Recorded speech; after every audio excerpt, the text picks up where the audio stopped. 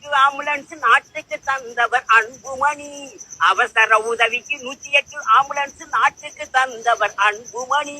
தாம்பரம் தேசிய சித்த மருத்துவம் நாட்டுக்கு தந்தது அன்புமணி. புதுச்சேரியில் ஜிப்மர் ஹாஸ்பிட்டல் நாட்டுக்கு தந்தது அன்புமணி.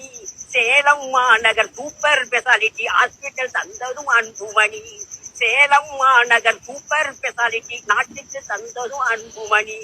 சேலம் ரயில்வே சிறப்பு கோட்டம் அமைத்து தந்தது அன்புமணி.